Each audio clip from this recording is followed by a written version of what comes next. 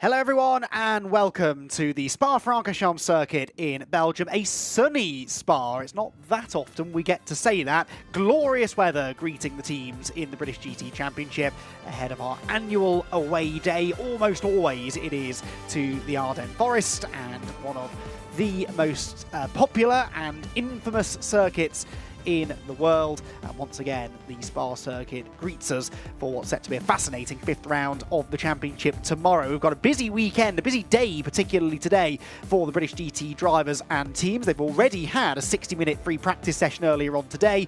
Later on this evening, actually, 6:30 local time, we will have our 4 qualifying sessions. So qualifying hour split into those 4 sessions, 2 for GT3 and 2 for GT4.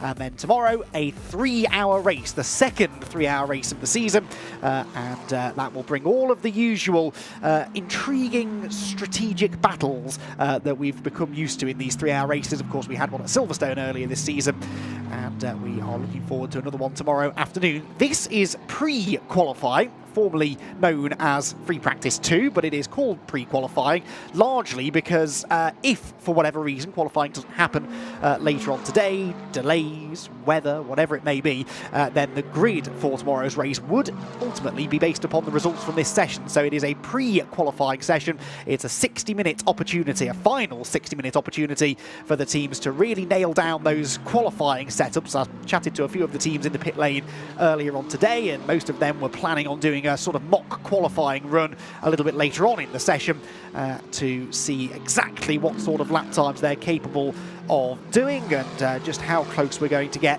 to the existing lap records, which have been tumbling as the season has gone on. On your screen right now is the number 18 car. Now this is an interesting car because it's had an interesting weekend. This particular car, this time yesterday, was in Germany. It wasn't in Belgium. This is not the usual car that we see the 2Cs Motorsport pairing of Kevin Say and Maximilian Gertz in, but their original car was demolished yesterday in testing. It was that classic crash at the top of Radion, which so many drivers have fallen foul of over the years. The car was a write-off. They desperately needed to get their hands on a spare car, and they were able to get one, I believe, from the Black Falcon team from Germany, and that's the car they're going to be running in the race tomorrow. So Kevin Say and Maximilian Gertz are able to take part in the race. It was Kevin in the car at the time of the crash. He appears to be largely fine and is going to be out in the car. In fact, is out in the car as we speak. So it's Kevin heading towards the scene of the crime, as it were. And I haven't yet had a chance to chat to Kevin. I do want to try and catch up with him, though, just to see whether that incident yesterday is there in the back of his mind, and whether it is perhaps going to affect the way in which he attacks that particular part of the circuit over the course of the weekend.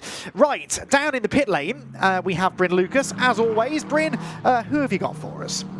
Thanks very much, Andy. Yeah, down in the pit lane here, it's a beautifully glorious sunny day. It's baking hot, isn't it, Morgan? Do you know what? I've never had a wet Spa. Everyone says it rains all the time. We had one quali here, it rained on the first corner, do you remember?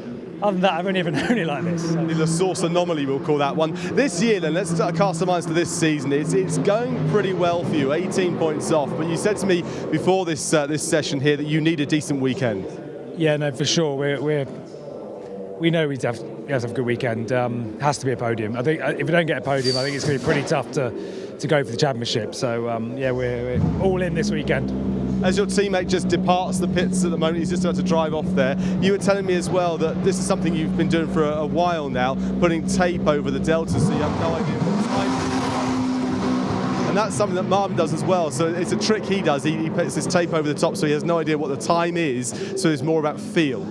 Yeah, I mean, he's been doing it for a long time, and I noticed when I first started racing him, he had a bit of tape on his helmet, and he'd always tape up quali, and the only reason he didn't tape up the whole time is because he thought I needed it, so he convinced me to get rid of it. So yeah, I've not been racing or testing with Delta for quite some time now, and definitely gives you more feel. And it's more enjoyable because you're not worrying about a lap, you're worrying about each corner one by one.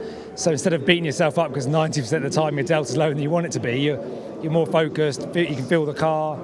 Yeah, I like it. It's definitely, for me, it's been a big step forward. When we look at the championship then, I mean, you've got a bit of a target on your back really because you are one of the faster rams that we know about. We look down the pit lane here, and also the position of the engine in your car up the way there, they've got the Mercedes that's doing pretty well around here. Which engine position and layout of a car do you think is going to be the most successful around Spa? Yeah, I mean, generally SRO try to make sure it's, it's relatively fair, but some cars do have tendencies to be better at certain circuits. I think the McLaren carbon tub gives it that stiffness to really get the most out of the aero on the high-speed corners. So, I do feel it suits the McLaren. And so, yeah, I think we've got a good chance. The Aston Martin looks very fast. It's fast down the straight, and Petrobelli's, a very good AM himself. And so I think my money's on Petrobelli this weekend. I think he's got a very good chance. And just need to do our best against the Mercedes and keep the Lamborghinis behind us. That's the idea, isn't it? Carbon since 1981. McLaren, there you go. Back to you, Andy. Morgan's looking confident and relaxed. We'll see. Thank you, Brett.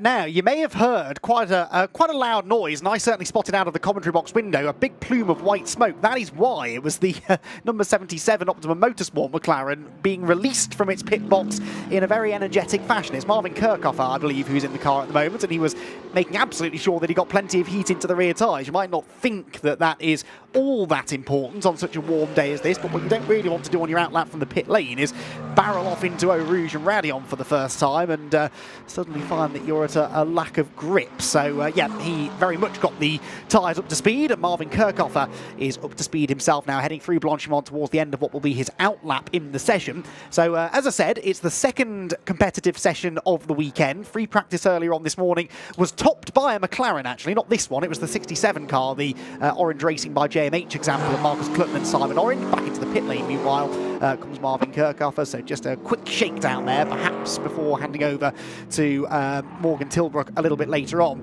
But yes, that first free practice session, extremely competitive. The top 10 cars in that session within GT3 this is were covered by under 0.8 of a second, so very, very tight indeed. There is the 67 McLaren just touring down the pit lane, and Simon Orange and Marcus Klutman will be hopeful, I'm sure, of a good weekend here. It's of course a track that they've raced out together now a couple of times. Marcus certainly will have put the laps in around here. They do have 15 seconds of compensation time to be added onto their third and final pit stop in tomorrow's race, but worry more about that when we get to the time. Barwell Motorsport then, interesting year so far for Barwell Motorsport really. The 78 car, hands of Alex Martin at the moment, which comes here to Spa. Only 6th in the championship is Alex. He's had a couple of different co-drivers this year, so it is Alex Martin on his own in 6th rather than standard procedure, which is 2 drivers to share a car all year. They score points together. It is the driver in this championship who scores the points, not the car, interestingly. So unlike other championships where a driver perhaps can dip in and out, particularly the pros throughout the season, here, if you want to win the title, you've got to be in the car for every race. Alex has been so far. Season started off well with a podium finish at Donington at the season opener. In fact, they were second behind Charles Dawson and Kian Dewis's 2Cs Motorsports Mercedes, and they lost out on victory actually at Donington by only a second, so it was very, very close. They then had a consistent, if slightly under the radar, season up until this point. Spa hasn't always been the happiest of hunting grounds for the Barwell Lamborghinis, but they'll be hoping they can take some good points out of the weekend and really inject themselves back into championship contention. That's not the way to do it.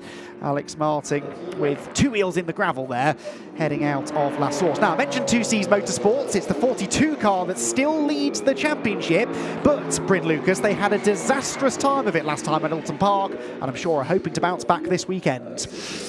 Well, you come to Spa, and what you want to do is get a lot of time out in the car in practice, Charles. It's not ideal when we look behind you. What can you tell us about has happened to the car? I know it was involved in a minor-ish incident earlier on. Yeah, we just, Kian unfortunately went to the back of someone in FP1. It didn't look too bad, but the front end's pretty fiddly, so the guys are trying to get it, all the pieces together. There's a lot of cooling stuff in there, and some of the parts, not all the parts are here, which is making things a little bit difficult. So we should be able to get out for the last half an hour and do some running. So the damage wasn't just superficial then, there was some cooling damage to the internals? Yeah, there was a crack in the radiator, and to be honest, beyond that, my technical knowledge isn't too great. So, but no, it's we'll see how we get on, and yeah, not ideal. We had a lambda issue yesterday in the first test session, and so we've not had the running we wanted. But at the end of the day, you know, we've still got qualifying the race to look forward to. Certainly have. You've done some testing here fairly recently as well. Yeah, we did. I did a day here back in March, and then I actually had a little accident on Eau Rouge myself, which curtailed it slightly, and I know Kevin had a bit of a shunt there yesterday. He's all good though, fortunately, and they've got another car, which is, yeah, I'm happy they're out, and we can compete on track. So you're leading the championship. There's certainly everyone's watching what you're going to do out here this weekend. Best of luck. Yeah, cheers guys. Thank you. Have a good one. So we heard Bryn there refer to something that happened in the free practice session earlier on today. This is what we've got of it. So it's the number 3 McLaren ahead. That was in the hands at the time of Matt Topham. And up the inside attempted to go the 42 Mercedes and crunch into the back of the McLaren it went. And that popped the bonnet up, did some damage, as we've just heard from Charles, to not only the bodywork, but unfortunately the internal workings of that Mercedes AMG, and they still are working on it, so they haven't yet turned a lap in this session, and I don't think they got many laps in earlier on this morning either before that drama occurred. Yes, they turned only 4 laps, of which one of those, I guess, was that in lap to the pit lane after the incident. So they really are on the back foot as we arrive here at Spa. It's remarkable the way in which the 2Cs Motorsport team's season has unravelled. They won the first race, remember, at Donington Park. They were second on the road at Silverstone, but behind a guest entry, so they took maximum points from the first 2 races and then only scored 2 points at Alton Park, a lowly 9th place finish in race 1, and they were out of the points in race 2. So, yeah, the 2Cs Mercedes team really in need of a bounce-back weekend. Now, Ferrari going quickly at the moment. Matt Griffin fastest in the session so far at 2:18.1, and he's going better than that again on this lap. Purple Sector 1 means fastest of anyone so far in the session. A purple Sector 2 means exactly the same. He's 3/10 underneath his existing fastest time.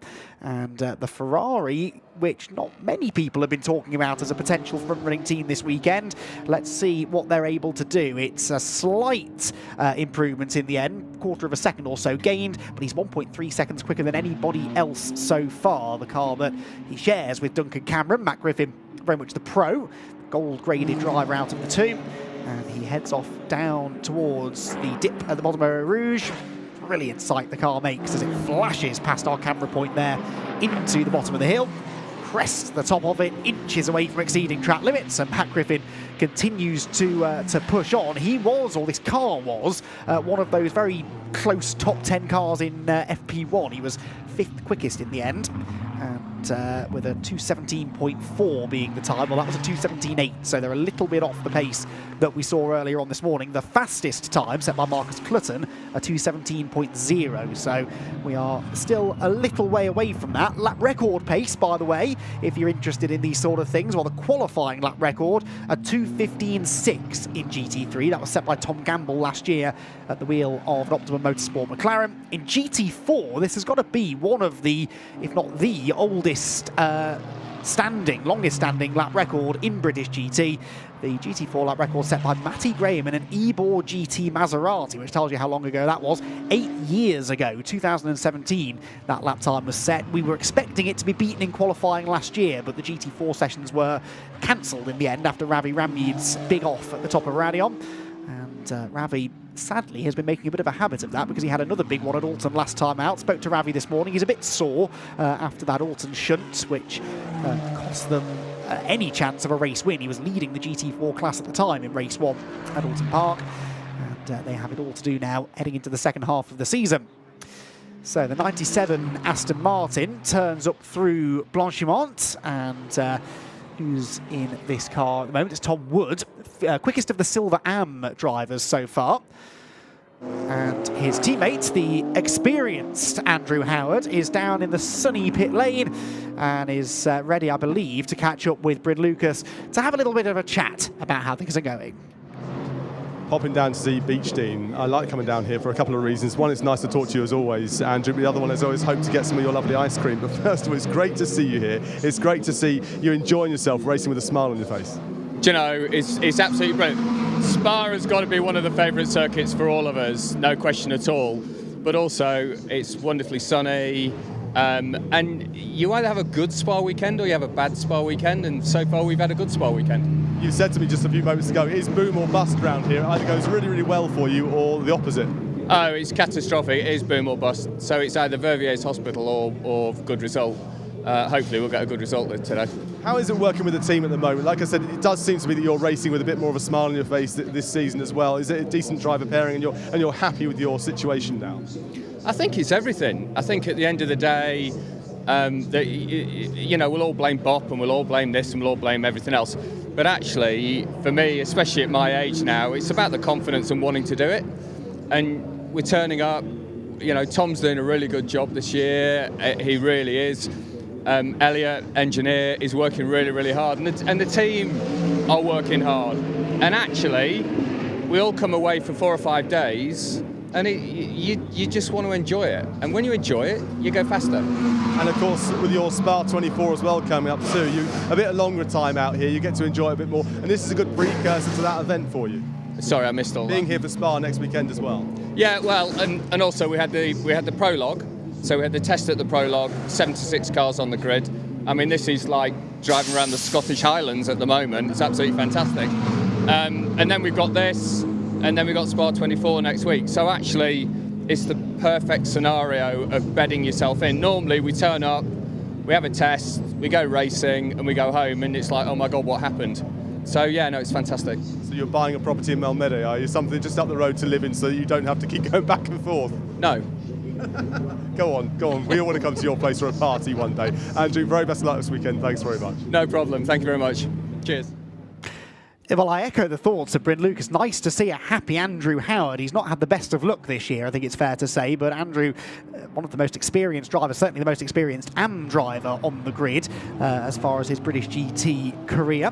And track he's always gone quite well at, and it does suit the Aston Martins. We've often seen in the past that the Spa circuit favours the front-engined cars, so maybe the Astons and the Mercedes will be the cars to have here this weekend. At the moment, that car is second quickest. Here, meanwhile, is the Bridger Honda, which had such a starring role at Alton Park last time out. The number 86 machine shared by Chun Chong Ip and Jay Bridger.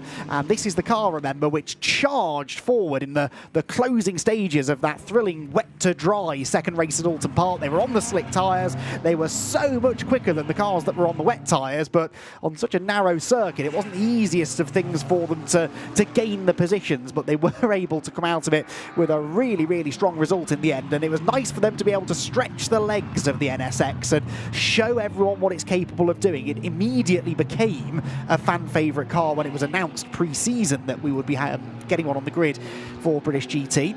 And now that it's started to look a little bit more competitive, that popularity is only going to rise. They're 11th quickest at the moment. I don't think they've yet had a proper push lap, 2:21.4 being their best effort so far. But be fairly confident that that car is going to go quicker and quicker as the session goes on. And again, with every mile that the team puts underneath the car, it's going to get quicker, and they may well be able to improve upon that podium run that they had at Alton. It was a third place finish, but it could have been second actually. With another lap, they likely would have got past the Orange Racing by JHM McLaren. They were only 2/10 adrift off them at the flag, and that would have been a sensational runners-up finishing position for Bridger Motorsport. So they sit then, as I said, down in, well, now 12th position actually, with some other improvements coming in. It is still the Spirit of Race Ferrari quickest. Tom Wood in the Beach Dean car, whilst we were chatting to his teammate Andrew Howard, put in that car's best lap of the session within a 10th of the top. And Kevin Say in that hastily replaced and put together 2C's Motorsport Mercedes is rounding out the top 3 in GT3 so far. So the Bridger Honda comes through. What are the sectors looking like on this lap? It's Chun Chong Ip in the car, and it's not at the moment improving upon its time. So we'll switch instead to Giacomo Petrobelli, who very much is personal best in the first sector. That first sector, along with the third sector, quite a bit shorter than the middle sector. It's that middle chunk of the lap from Les Combes all the way around to the run up towards Blanchimont. That is where the majority of time can be won or lost. It's over a minute, that middle sector. He didn't improve in the middle sector, but what will it be at the end of the lap? A 2:19.691 is the answer. 0.4 of a second away from that car's previous best. We ride on board though with Petrobelli into La Source, through the dip at the apex, hard on the power, careful not to run too wide over that exit curb. And then we head down the dip into one of the most fearsome corners in motor racing. The left at Eau Rouge, the right up the hill towards the blind crest at Radyon. And I think that was absolutely flat out. I was chatting again to Morgan Tilbrook earlier on this morning, and he said 2 or 3 years ago, the AM drivers, they would never dream of being flat through Radyon, and now they're all doing it because they know that's the quickest way through. Now you've got to try and spot the braking point there into Les Combes. The nose of the Aston Martin dips, hooks up the curb on the right, a little bit of the curb on the left, in fact quite a lot of the curb on the left, and then flicks it through into the final part of Les Combes, the exit of which is always laden with gravel, so not a huge amount of traction available there. Then we head down into Bruxelles. Really difficult corner, 180 degrees, but steeply downhill all the way through. Very easy, particularly in a front-wheel drive car, front engine car, such as the Aston Martin, to understeer wide. Out of Speaker's Corner, turn 9. Now we plunge down into the double left, or Puon as it always was known. Again, dab on the brakes, down a gear maybe, I think, just as he turned into the apex. And then just about flat out through the second part of it. Now into the right-left chicane. Again, spotting the braking point's tricky here. They'll probably ride the curb on the right. And then again through the 90-degree left-hander. Got to get the car back over to the left-hand side of the road into the right-hander here. And again, this is a downhill section, easy to understeer wide. There's no runoff area. Look, there's a curb and then there's a gravel trap. And if you make a mistake there, that will affect you all the way up the hill, because it's the right foot that gets planted to the floor now as we climb up past the karting circuit and into the fearsome left-hander at Blanchimont. We're going to listen in to see how committed he is with the right foot here. Oh, again, that was flat out on the way in, pitched the car in, and I don't think he did track limits on the exit. Now, one final braking point into the chicane, and this one is steeply uphill, so you can carry good speed through the right, but you want to keep the car to the right-hand side of the road, especially if you're pitting, which is what Giacomo Petrobelli is doing. But that was a full commitment in lap, that. He was flat out right until the end, and he bails for the pit lane, comes in underneath the always busy bar and restaurant terrace to the right, and will be greeted by the team momentarily. But that was a brilliant opportunity to ride on board with the Blackthorn Aston Martin, which is 5th quickest in the session so far, and get a real ride around the circuit. And you can really see from that perspective why it's such a driver's circuit, this one. That was a real treat. Right, let's talk about GT4, shall we? Haven't really referred to GT4 too much in the first half of the session. The Century Motorsport quickest in this number 71 BMW. This is the car that was leading at Alton Park in race 1. Had an off when some of the GT3 traffic was coming through, and Ravi Ramid went heavily into the barriers. It did too much damage to the car for them to repair it for race 2, and so they didn't score a single point out of the Alton Park double header, whilst their big championship rivals were able to do the double. So it's seen a massive switch now in the GT4 Drivers' Championship. Mark Warren and Jack Brown claiming their 3rd win from 4 races last time out at Alton Park, and they now are 50 points clear in the championship. But it is still this car that's 2nd in the points. So Ravi Ramid and Charlie Robertson, spoke to them this morning. They were looking pretty relaxed about things. They're not overly concerned about the championship now. I think they know that it will take an issue, several issues probably, for the optimum pairing in order for Century to steal this from them, with 5 races still to go, including this one. BMW, which does tend to go well around here at Spa. They've done a lot of European testing with this BMW M4 GT4 Evo pre-season, and they were racing it across Southern Europe, Portugal and Spain, so they were able to go to circuits like Portimao, like Barcelona, Aragon. They got lots of mileage in this Evolution, which looks basically the same as the old car, but there are lots of things that have changed underneath, and they were actually racing it then before it was properly homologated, but now it is, and they've proven already how quick it can be. Remember, they won the Silverstone 500 in the GT4 category, but frustratingly for them, really, it was the optimum pairing who came home 2nd. So only 10.5 points gained in that Silverstone race. Then they went to Alton Park with so much optimism, fresh off the back of that win. And I believe we can take another look back at what happened at Alton. If you didn't tune in for the Bank Holiday Monday double header, then you might not be fully aware of exactly what happened to Ravi Rami, but it was a big hit and did a lot of damage to the car, as I said, when he was in a really promising position. There it was, look, the GT3 car's coming through. He got 2 wheels on the damp grass, just couldn't quite get it together, and bang into the barriers. and you can see the size of the impact. It pops the door open on the car, which is never nice to see.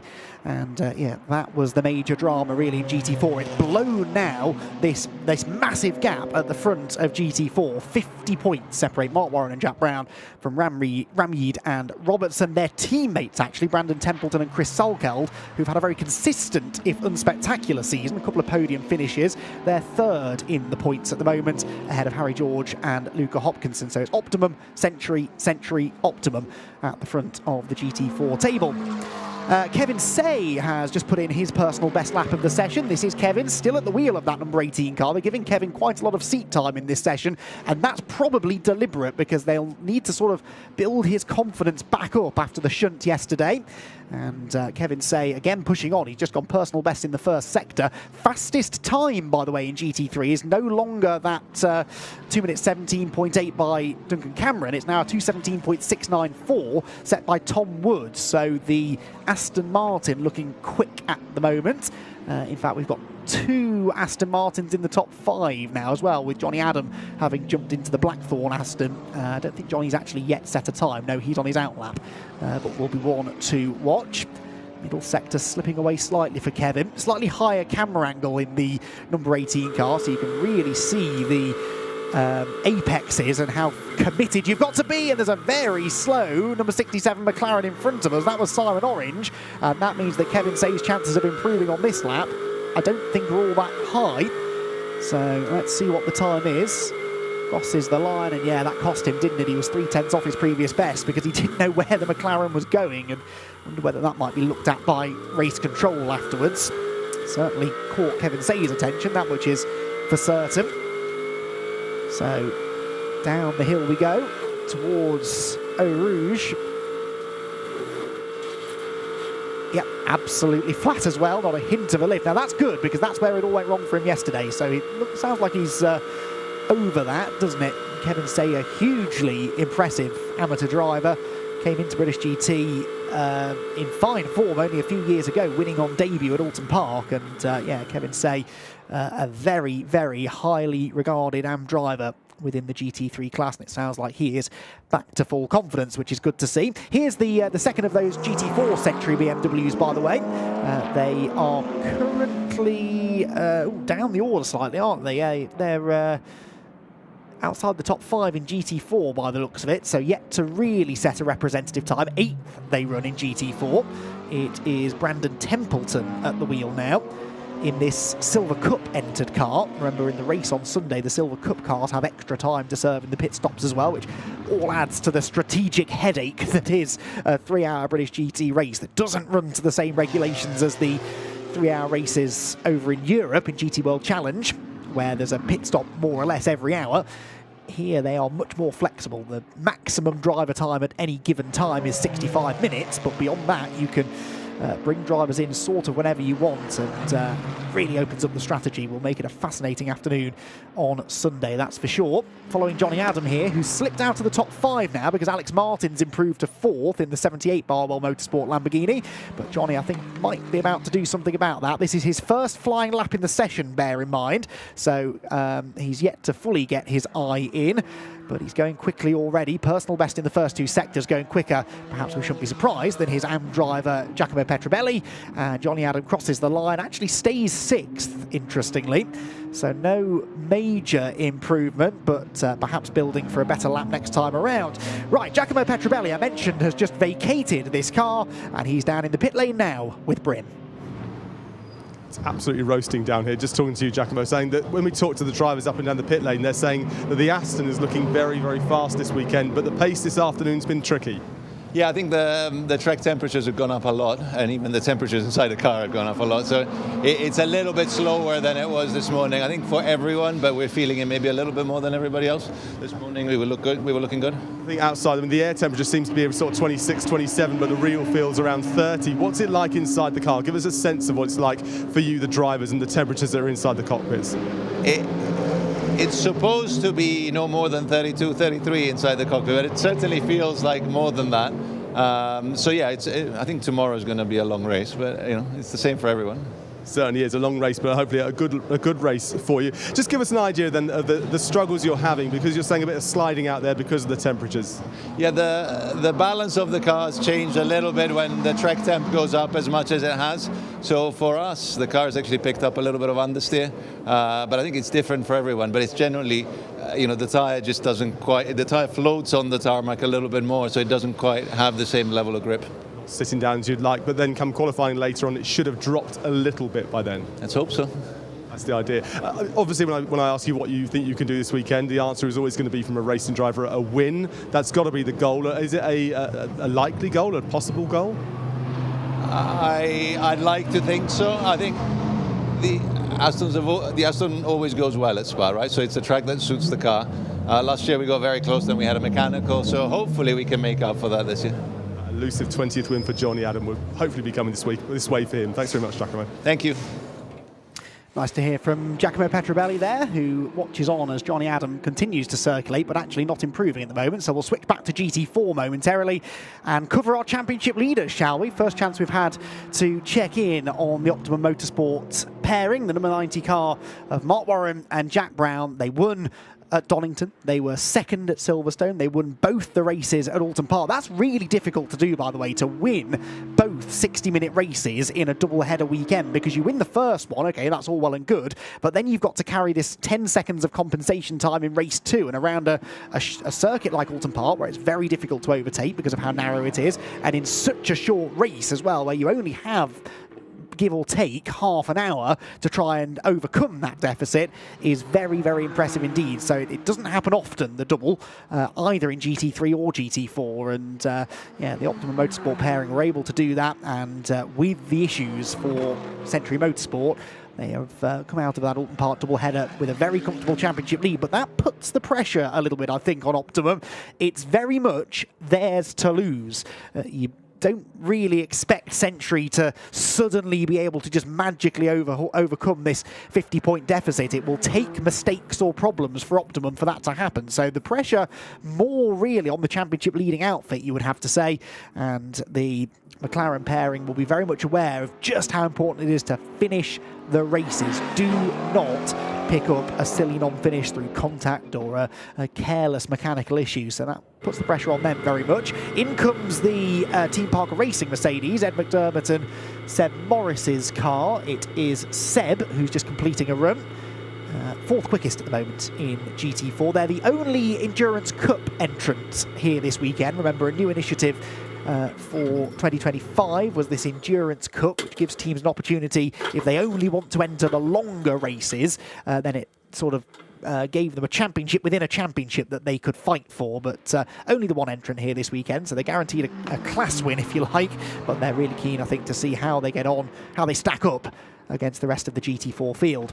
Right, the last of the really big stories I think that we need to cover is Mahiki Racing. This is, the eagle-eyed amongst you will have spotted, not a Mahiki Racing Lotus. It is now a Mahiki Racing Ginetta. The decision made after Alton Park to have a manufacturer switch. It's all been a little bit last minute, but the team were very, very keen to stress to me earlier on today just how supportive Ginetta have been. They picked up a tiny possible issue with the cars when they picked them up, and they got sent back to the Ginetta factory, and Ginetta basically put everything else on hold to check these cars over, make sure that they were race ready, gave them back to the team earlier on this week. They've shipped them out over to Spa, and here they are. So new machinery for the Mahiki teams to get to grips with. There's been a slight reshuffling of the drivers as well. We've lost Aidan Meat and moved a couple of the other drivers around, but I'm fascinated to see how these cars get on. 3 of them now, so there are 3 Ginettas, 69, 84 and 88, and they can all be distinguished by different coloured sort of fluorescent wrap that's been put on certain areas of the car. So I think the 84 we're riding on board with might be the green one, if memory serves. Not all green, but with green elements over it. All of this, of course, because they didn't have time to wrap the cars in the distinctive Mahiki colours before this weekend. But I'm sure they will have a chance to do that before Snetterton next time out. Ginetta hasn't always gone all that well here at Spa, although I seem to recall last couple of times we visited Spa, the Ginettas have suddenly found a bit more speed. It's a quirky little car, the Ginetta G56. It is front engine, doesn't really look like it would be in a way, because it's got that really low centre of gravity. It's a sort of similar layout, whoops, to something like the Mercedes AMG. It makes it a very different prospect to the Lotus, and I think drivers maybe just struggling to fully get to grips with that. It's Josh Miller who was having that moment in the 84 car out of the double left, and just about managed to keep or get the car back on the road, but this car does not look happy, does it? Very sideways, heading out of the left-hander there. And they now head down through the double right, climbing steadily uphill in a GT4 car. I would imagine that second right-hander there is pretty much flat out, if not completely flat out. The second part of Stavolo. Now we climb and we climb and we climb and we eventually arrive at Blanchimont. There is the 69, so the 69 is the yellow highlighted car with blue wingtips. And this is up at the Les Cons section of the circuit. They've got the GT3 number 77 McLaren coming up behind, but the 69 car, which is the Stephen Lake and Blake Anglis car. It's Blake Anglis at the wheel at the moment. Just put in a personal best first sector, actually. In fact, Josh Miller, despite all of the moments, had put in 2 personal best sectors himself, so the Ginettas are steadily building themselves up to this, but yeah, just struggling for a bit of consistency perhaps out there. Turns into the left-hander, does Blake Anglis, right across in front of the 77. That was a close call. Who's in that 77? Is it Morgan Tilbrook? Yes, it is. So Morgan Tilbrook had to throw the anchor out there to avoid contact. So we're following the 69 car. I just mentioned Stephen Lake. He's not in the car at the moment because he's down in the pit lane catching up with Brim. It's nice to see Stephen Lake here with a smile on your face as well. It's mighty warm. You've just got out of the car. Yeah, it's I can't knock it. We've got aircon in this car, so it's okay. It's a little bit nicer than it was, although, as you can see, I've been working quite hard now.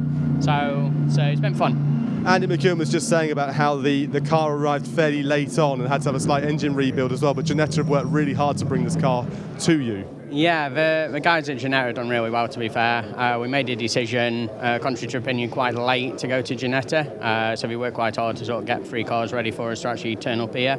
The cars arrived, we did a slight run, probably half a dozen laps for each driver just to feel the car. Then we went through all the cars, Ginetta rebuilt everything, and the cars arrived here Thursday night about 10 o'clock. We then had a dilemma of getting them out of the truck, which was amusing. The hydraulics broke, but yeah, by 12 o'clock we were out. So Friday morning's the first time we touched the cars, started to work on them. The guys put all the electrics in, stickers, everything else. So fair play to the team, we've worked really hard to do that. So it's great to see you. And also just while we're talking about the team and how it's working, you've got a different teammate this weekend, or for the rest of the season, I'm guessing, and which means that 2 drivers have got a 10-second pit stop compensation penalty. Yeah, it just gives us something extra to complain about, I suppose. Nah, it's part of the deal. We knew that before we made the decision. I wanted to try and keep it sort of to the driver lineups fair and consistent. It was unfair to throw Blake in with Josh, that's been out all year. Blake's not been in a car, and then expect him to perform. It was only going to put a lot of pressure on. So we had a discussion between us, decided that Blake could pull the short straw and run with me, and we'd have a bit of fun with it. Then Jack and Josh can go out and prove what they can do, the car can do, and pay credit to Ginetta and the team for the efforts they've done. But Josh was telling me as well that he's got to learn a totally different sort of car. He says it behaves in a very different way, but he's expecting to win this weekend. Any driver is going to expect to win. So yes, if he's not saying that, then he'll be disappointed. But honestly, the car characteristics are very different. It's front-engined. I've never raced a front-engine car, so it's all new to me as well.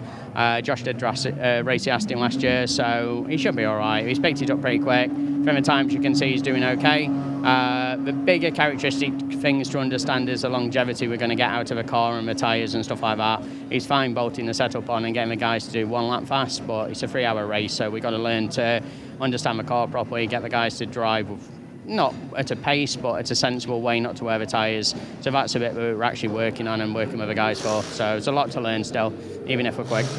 Wish you the very best of luck. And very quickly, Andy, while we finish with Stephen here, you can disappear off, Stephen. Thanks very much indeed.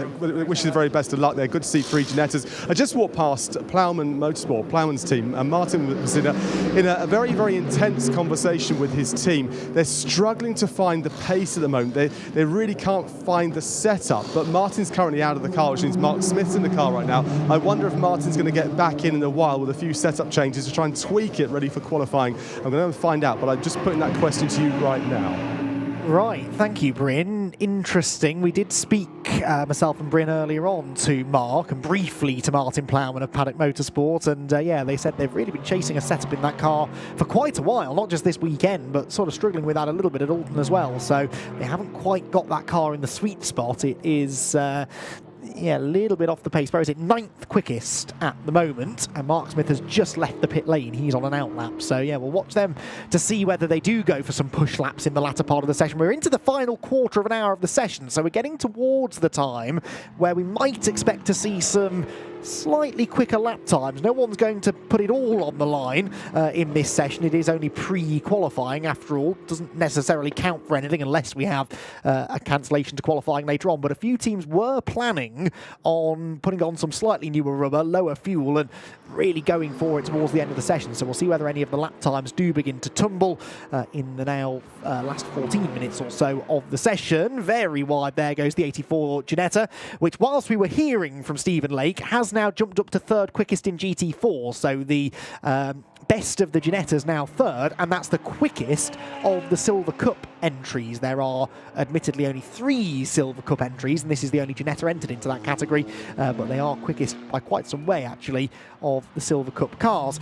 Haven't mentioned yet the number 1 Barwell car, really. Well, they're down in 8th position at the moment. It's the pro driver Hugo Cook at the wheel. He's using all of the curb there as he came through the left-right, and he is trying his best to find some speed in the Barwell Lambo that had a win last time out at Alton Park in race 1. Rob Collard started from pole position, managed to fend off Giacomo Petrobelli at the first corner. It was a very, very close run through that first corner. A little bit of bodywork was shed from both cars, but Rob able to hang on to the lead and yeah, handed over to Hugo Cook, who got the job done in the second half of the 60-minute race. Well, what can they do here at Spa, I wonder, to, in a way, get their championship back on track? The reigning champion, remember, is Rob Collard.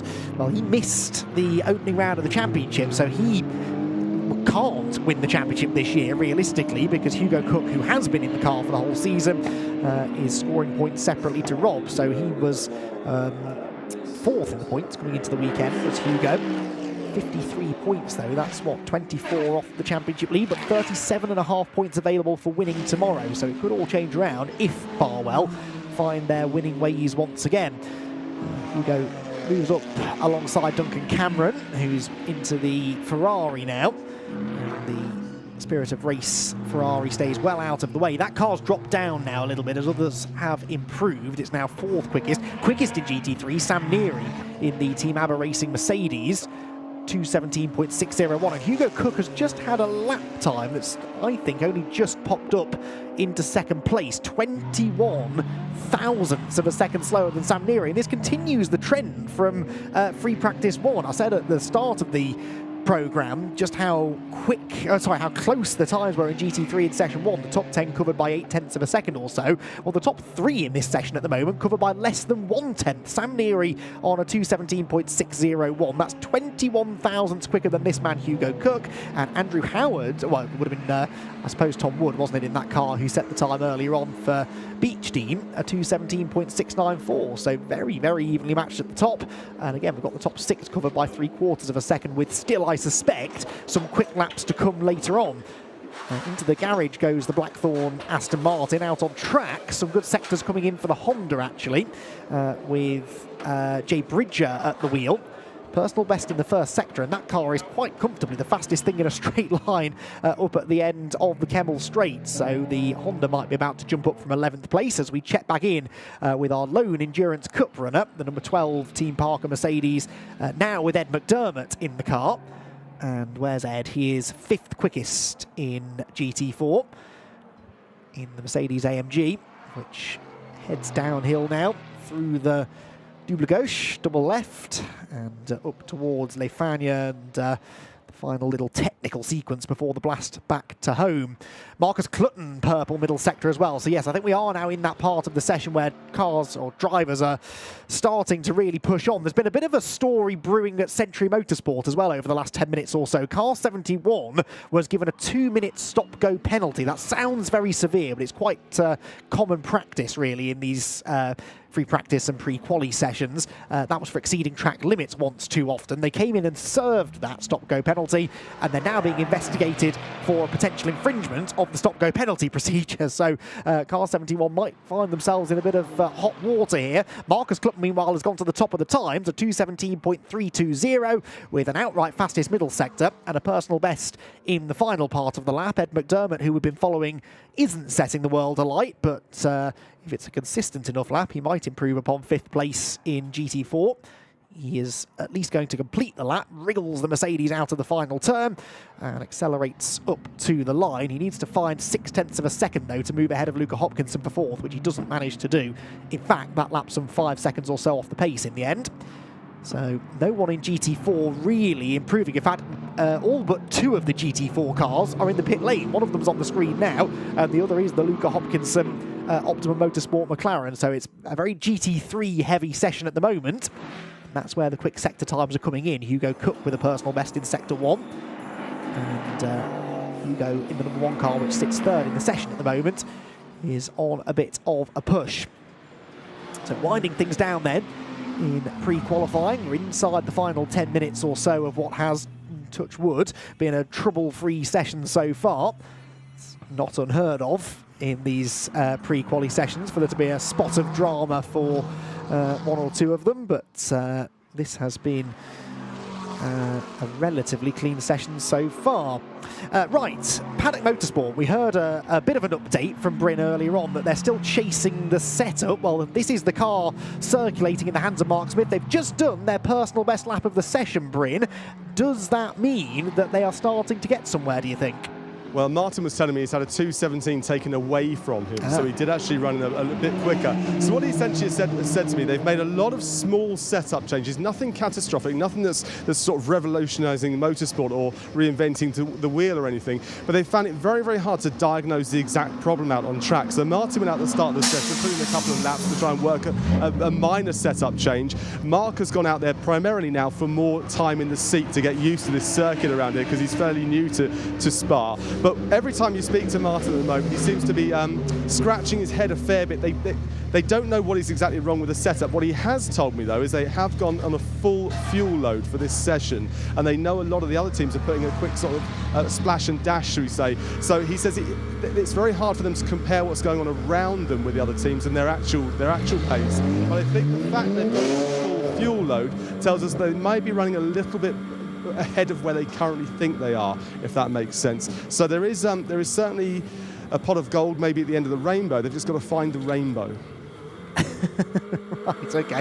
Apart from that, everything's going swimmingly for Paddock Motorsport. So interesting then, because they're not actually a million miles off the pace, really. Yes, they're down in 9th place, but because it's so tight, that's not actually that bad, is it? If they took the fuel out of the car, they'd probably find themselves shooting up inside the top half dozen or so. So, all right, we'll see how they get on. We are very much in that part of the session now where a lot of other drivers, I think, are going to be pushing a bit harder. There's Matt Topham. He looks very relaxed, doesn't he, down in the Optimum Motorsport garage. Matt Topham, former front runner in the GT4 category. This is his 3rd appearance this year for 3 different teams that he's raced with in British GT 2025, so without a permanent seat this year. But Matt, very, very talented AM driver, not a hugely experienced one, but yeah, good to have him back here at Spa.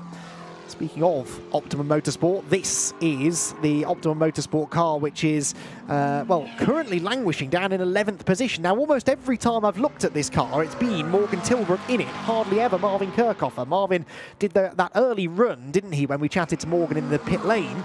And I'm not convinced he's been in the car since then, so they're choosing to give Morgan Tilbrook all of the available seat time.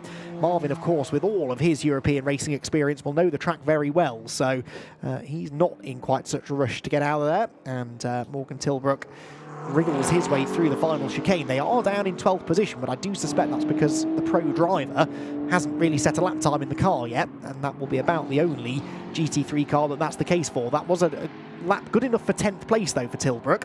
So Tilbrook improving slightly. Here is Callum McLeod. Now, he could be one to watch, and yes, personal best in the first sector for the Optimum Motorsport McLaren. So from one Optimum McLaren to another, the distinctive green livery on car number 3 that he shares with Mike with Matt Topham, sorry, normally Mike Price, Matt Topham this weekend. We saw Matt with his helmet on then, so I think Matt will be getting into this car again. And with only 5.5 minutes of the session to go, it may be that this car's destined for the pit lane this time, which is a shame because McLeod's clearly pushing and has put in a good first sector and a personal best in sector 2. So this is a genuinely good lap time for Callum McLeod. Will he have time to finish it though? That's the question. He blasts past one of the Mahiki Ginettas up the hill. That's the red highlighted number 88 car, for those of you making notes, the Ian Duggan and Joe Wheeler car. And the McLaren obviously makes pretty light work of the slower GT4 car. It's about a 14-15 second per lap delta between a GT3 and a GT4 round here.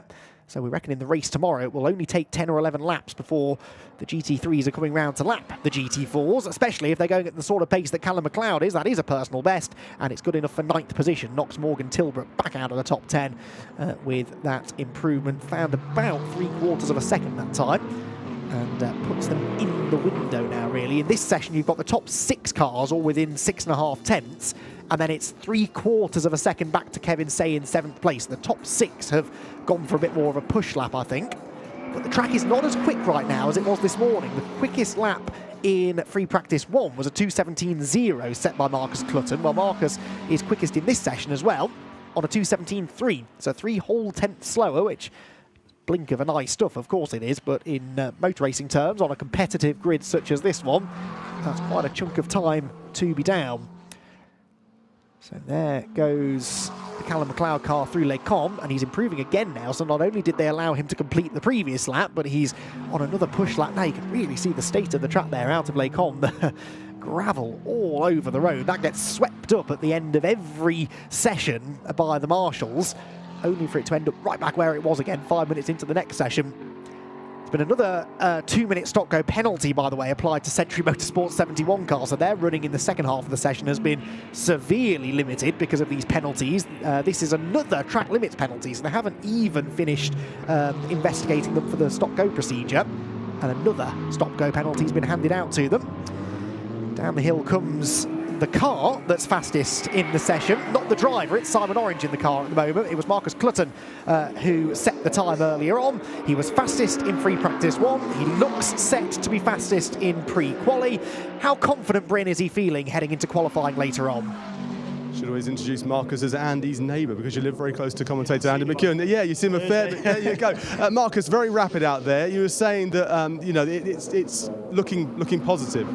I think we're in an okay position. I don't feel. Yes, we've had a good first free practice and pre-qualifying now is looking good, but I think there's others that have probably still got a bit more in the pocket. I'm hoping we have. But you know, we're quite a new package as a collective. You know, I'm new to the team, and you know, Simon's improving all the time, and we're really working hard on his data and getting him up to speed. So yeah, all in all, we're in an okay position. Definitely, I'm not confident thinking we're going to go and win this and everything's hunky-dory. I think the Aston's probably going to be the stronger car this weekend, but yeah, we'll give it everything. Is there anything that you've seen that gives you that thought process that you're maybe going to struggle to the Aston, apart from the Aston was quicker earlier on? Yeah, I think obviously the Aston's seems to have great straight line speed, and obviously sector 1 and sector 3 is all about straight line speed. We're super strong in sector 2, but obviously that's only a third of the lap, so it's going to be interesting. It'll balance itself out, I'm sure. It always does. But the main thing is, and I've said it from the start of the year, and I said it to the team when I joined,